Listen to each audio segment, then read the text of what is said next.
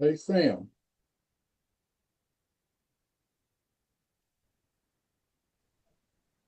did you hear me? Hi. Yeah, what's going on? I think there's one piece of legislation in the planning committee, and as soon as that's over with, we're going to slide down to health and the health and social services committee, which is 2:30. So I guess we're waiting. Okay, Yes, the time is now 1:02. Our yeah, first committee meeting of the day is the Planning and Economic Development Committee. Those committee members are Fusco, Kamer, Connor, Boyes, and Hannah. All committee members are present except for Fusco. Mr. Chair, whenever you're ready. Thank you, Summer. I appreciate that. Yeah, I'd like to move forward and call the planning committee to order. Can I get approval of last Monday's meeting minutes, please? Second. second. All in favor of the minutes, say aye. Aye. All right, Anybody opposed? All right, well, thank you. We do have just one piece in front of us today. We will not be discussing any old business. And since I'm not in council chambers, I'll ask Summer if she can read this piece in, please. Yes, item number 3 is an ordinance authorizing the mayor or his designee to enter into an agreement or agreements with Summit Medina Business Alliance, Inc., to provide financial support for the consulting services it provides to residents and small businesses in furtherance of economic development within the city of Akron, and declaring an emergency. Thank you, Summer. And I do see we have our very own Sean Bowman with us today. Sean. Yes, you do. Thank you, Councilman Kamer, members of council and the committee. We have before you today a piece of legislation to renew our many years-long partnership with the Summit Medina Business Alliance, who acts as a small business development center. And as part of our partnership with them, they provide business accessibility services to the residents and the businesses of Akron. A lot of what, they function with us on. We will send out specific businesses that we think could use their services. They provide one-on-one time and certified financial experts to help with all of their needs. We have a cadre from there today, but Mary Ann Jasonowski has sent out to you their impact report for the year, and I'd love to call her up to say a few words.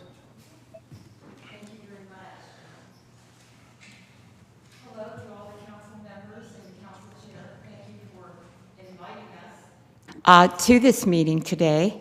We really appreciate the support over the years of you approving the funding for us to continue providing the consulting services that we do to our small business community. So thank you very much for that. As Sean has mentioned, I did put together some of the economic impact figures that we have actually looked at all of our data. We do that every year. And we try to take a look at how many clients we've had, how we've helped them. And quite frankly, that's how we're funded and looked upon by the state of Ohio and the SBA. So just to give you a little background, we have been supported with funding by the SBA each year, along with the Ohio Department of Development, and also our community economic development partners here, both at the City of Akron and also Summit County. We are a 501c4 nonprofit organization. And I started with this organization from the very beginning, from its birth in 2006. We cover, and one of our missions is to empower small business success across Summit, Medina, and Portage counties. And we do get funding, also cash match funding, from Portage County as well. What we do is we work with small businesses, basically, for the ideation phase or pre-venture phases, startup phases, existing healthy, and also existing declining. We deploy our services in that manner by offering workshops that really ground our clients initially, and seminars, and also one-to-one confidential, no-cost consulting to any of our businesses. Our most common activities that we boil down to as to the needs of our clients right now are working with them on developing business plans. And no matter what stage of business they might be in, we find out from them individually where they're at in their business, and we try to move them forward through the steps. We also do financial projections. We find that almost every client that we work with, we do delve into that. And one of the main reasons is to get them bank ready for some kind of capital infusion, but also to manage their businesses. We teach and work with our businesses so they learn from us. And once they become a client of ours, we don't ever get rid of them. They're always on our books. And we keep very good data. And every single session and training session that we put on, we have entered into a state center IC database system. So we're able to run reports on things like that. And if any time there's a particular report that we are called upon to basically say, hey, could you try to extract some of this information for our review, depending on what the mayor is doing or what the council needs, we're able to even go to the state if we can't produce that from our own center, and they will create that report for us. So it's a very good system.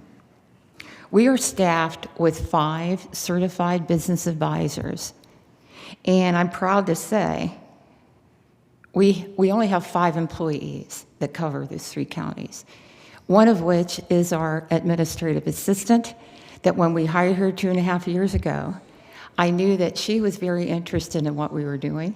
So we encouraged her to take our certified business advisor training, which is a graduate level training that no matter what backgrounds we came to our jobs with corporate, accounting, franchising, what have you, we still go through that to ground everybody to be exposed to marketing, finance, and HR. And this has been very helpful over the years. We already have her onboarding and shadowing our advisors that we have. Today, I brought with me Jim Griggy as one of our senior advisors, and also Eric Hamilton, that some of you may already have met and known through the community resources that we attend. I brought with me our economic impact that I mentioned, and sometimes that kind of tells the story of at least our economic outcomes. We have an impact sheet we send to each one of our clients. Sometimes we are successful in them filling it out, sometimes we are not. In this particular case, back in our calendar year of 2024, we serviced 227 clients out of our center, and that all goes down to 0 at the beginning of the year, for your information. 17 out of those clients that could give us impact, because a lot of times we work with a lot of pre-venture and startup. They're not ready to actually step out and start generating revenue. So a lot of times through our existing companies and the referrals we get from a lot of the local banks and economic development partners, that's where we are able to extract our impact at this point. We have 227 clients, as I mentioned, and one of the things we're measured on by the SBA is long-term clients. What a long-term client is someone that we spend more than 5 hours of counseling with. And usually those are the ones that we try to look at their data to try to extract any kind of impact. We were successful in helping 10 businesses start last year, and that's pretty good.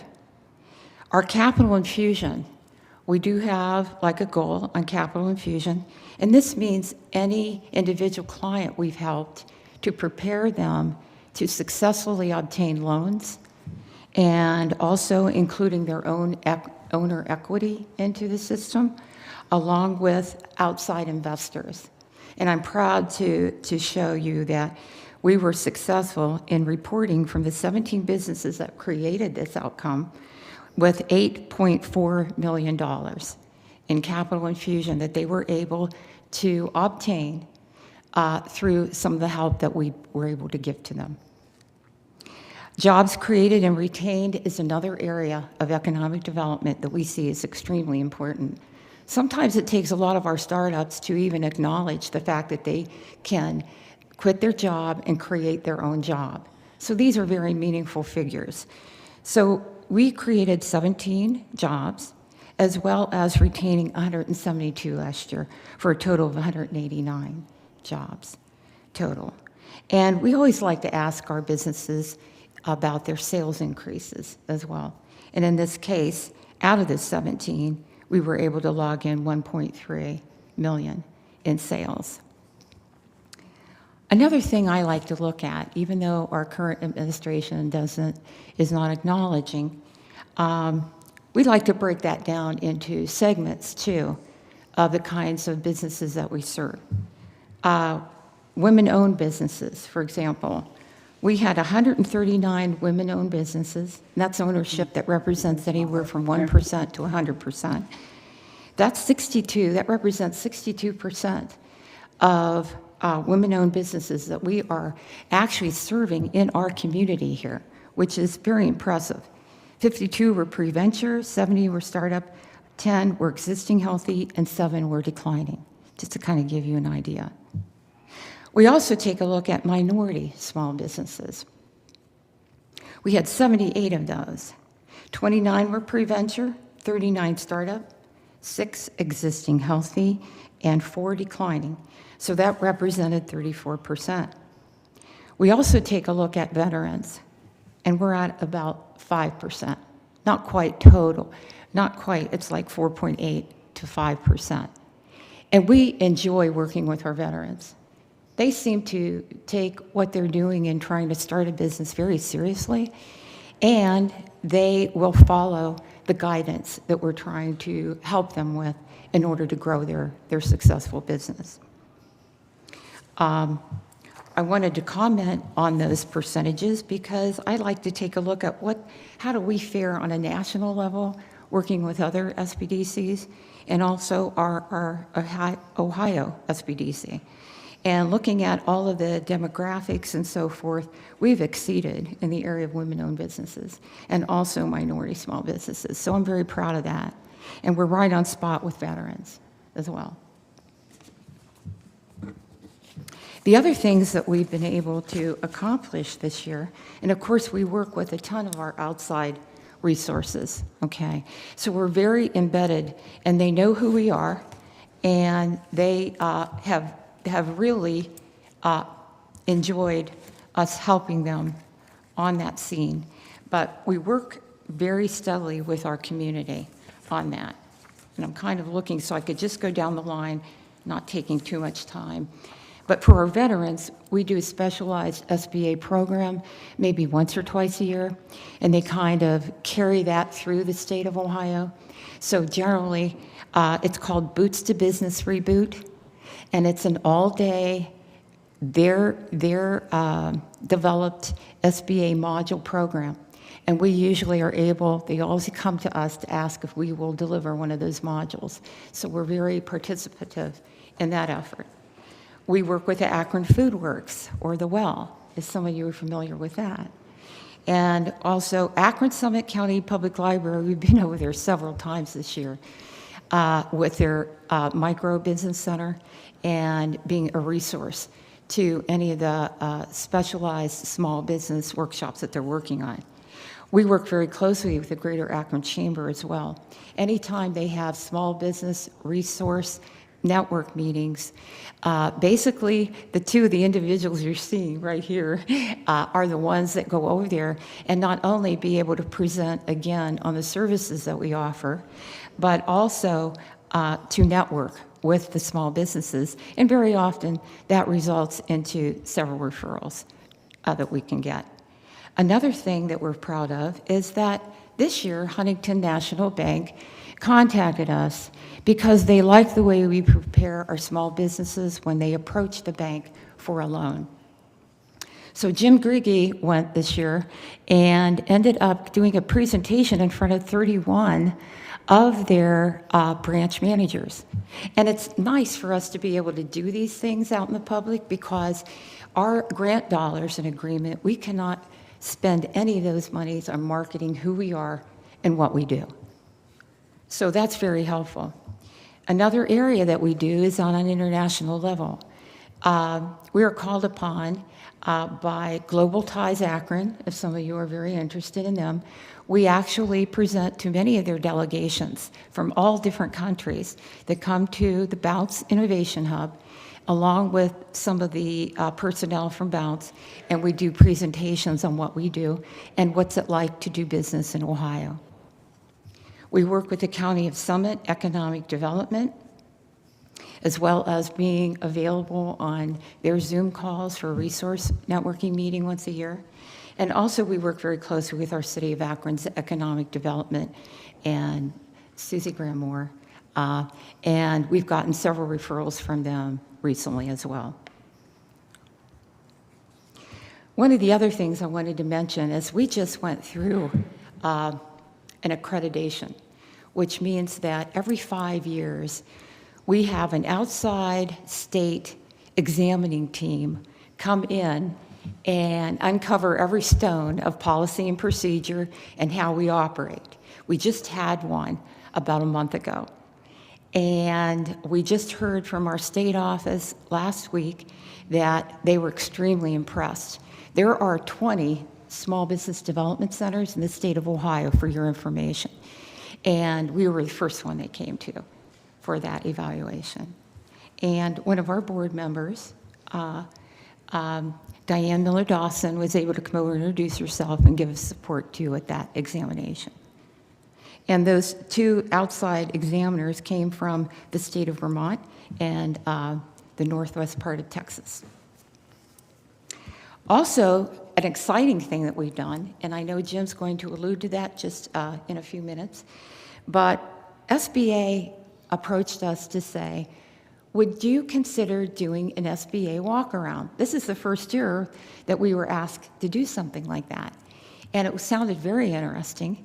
And they wanted to be able to visit 6 or 7 local small businesses as a team so that, you know, in a matter of maybe 20, 25 minutes, that particular small business, and we targeted downtown businesses that don't have time to really know what's out there that's going to help us. So both Jim and Eric went downtown and canvassed and came up with 6 or 7 of those individuals. And we had a very successful, what they call walk the talk, if you will, to kind of talk with these individuals to get that job done. And Jim will have a couple examples of that. I've asked him to bring some ideas of what kind of clients that we see and how we work with them. So those are basically some of the things that I'm thinking that you would have an interest in learning. And I should say that the workshops I mentioned, we do 3 basic workshops all year round. We do one on business basics. And the business basics is so long and so chock full of information that we've split that into part 1 and part 2, so people have time to actually digest some of this information.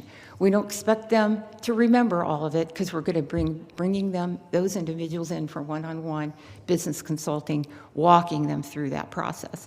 And we also do one on how to write a business plan, very methodical, and we're very proud of how we get our clients prepared for that. So at this point, I would like to introduce and bring up Jim Griggy. Jim is going to talk a little bit about some trends that we've seen, as well as some of the individual clients that we've seen. Jim? Thank you, Mary Ann. Good afternoon. Hope everybody's doing well. I thank you for your time. I'm going to give you 5 bulleted trends that I'm seeing in small businesses, really for your information as you start to look at small business things in general. And it's just bullet points. I'm not going to preach on all of them.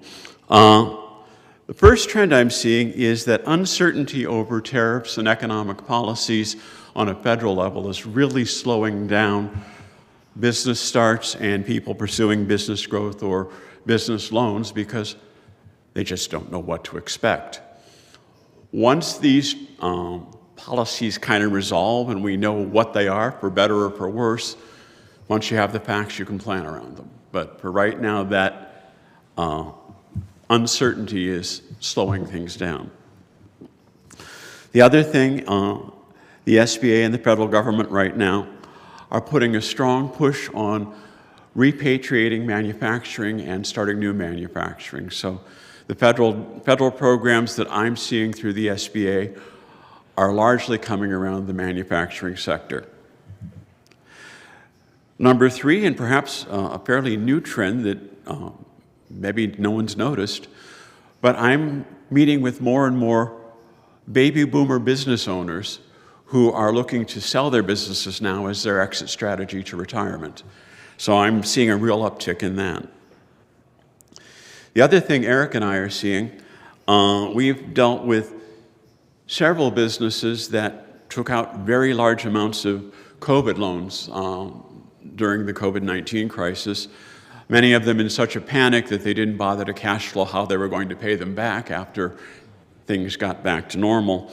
And so we've had to deal with several businesses that are significantly upside down in those loans and try and do what we can for disaster recovery, but in a couple cases that's had to go to bankruptcy because there are simply no good options for them.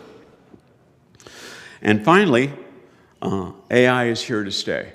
So artificial intelligence has become a huge trend. It is today what the internet was in the early 90s, and we expect it to grow at a faster pace. So those are just the trends that I wanted to quickly bullet for you. I'm going to give you just quick vignettes of about a half dozen clients that we've dealt with out of our office that are Akron-based, where I use names of businesses or individuals. They have either been in public media with our relationship, or we have a disclosure form that allows us to talk about them. So those that I talk about, in general, I don't have that kind of permission to talk about the specifics. We have a very strict rule with the SBA about being able to disclose client information. The first client I would like to mention is Brian Steer of Crafty Steer, and Susie and through Integrated Development and the Downtown Akron Partnership both brought Brian to me. Brian is a very successful businessman and very experienced. He's taking over the long padlocked space in the old O'Neill department store on Main Street. As you know, that's a pretty good sized suite, and he has a ton of ideas for what he wants to do in there. And so it's also something that's a bit new for him.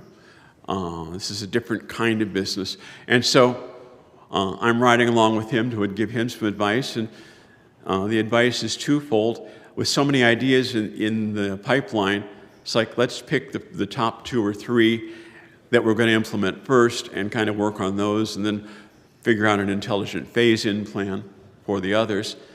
And also, as you all know, when you've got a lot of square footage, you've got to make all that square footage work for you. So we're looking at the best ways to make sure he's allowing all the square footage to generate revenue.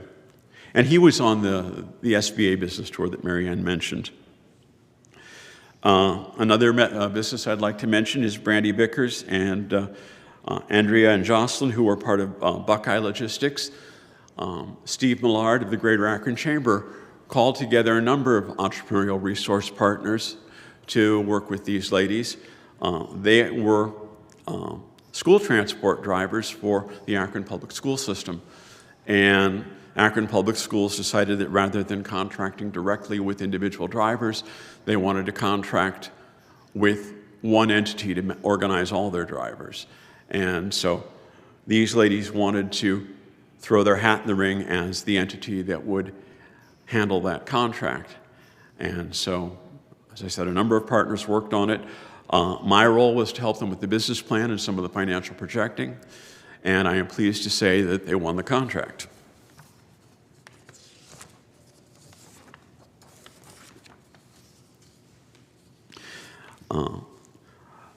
Another business that I've been working with, Integrated Development has been keeping a good conversation with me on this business, is Marge Klein at the Peanut Shop. And we all love the Peanut Shop. We all love nuts, right? But we want to make sure that Marge has got all the systems in place to sustain that business long term. And so we're looking at everything from marketing to cash flow and all the things that she's going to need to preserve that business even after she's no longer a part of the business. And they were part of the SBA Business Walk, and I think we made her day because we had 10 people walking around the city, and I think all of them walked out with 2 or 3 pounds of product, so she was a happy lady. Another business, Lisa Henderson of Unite Cabaret took over the space, the old Lux Posh nightclub space over the former Brico restaurant downtown at Main and Exchange. And she's a very talented performing artist, but didn't have a lot of business knowledge. And so I helped her put together business plans and projections she could take to the bank, and she is today open. I've also worked for probably 10 or 15 years with a local pharmacist, independent pharmacist, and my initial contact was to review his franchise agreement and help him get started with his own pharmacy. Jim.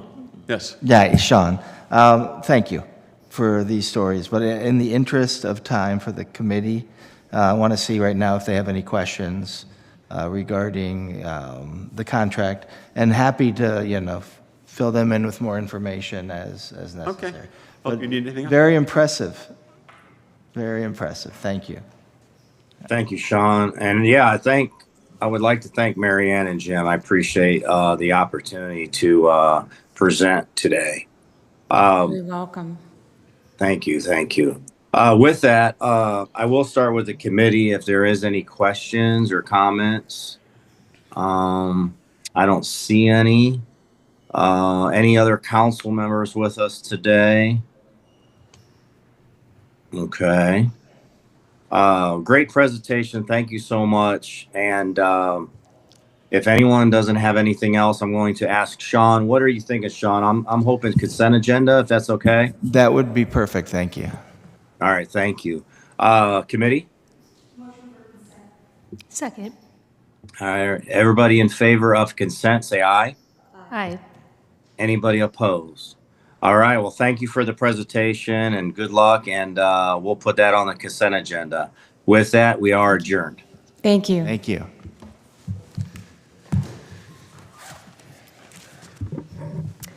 Our next committee will be the Public Safety Committee. Those committee members are McKittrick, Kamer, Lombardo, Hanna, and Davis. Again, that's the Public Safety Committee, and that will begin at 2:15. Thank you.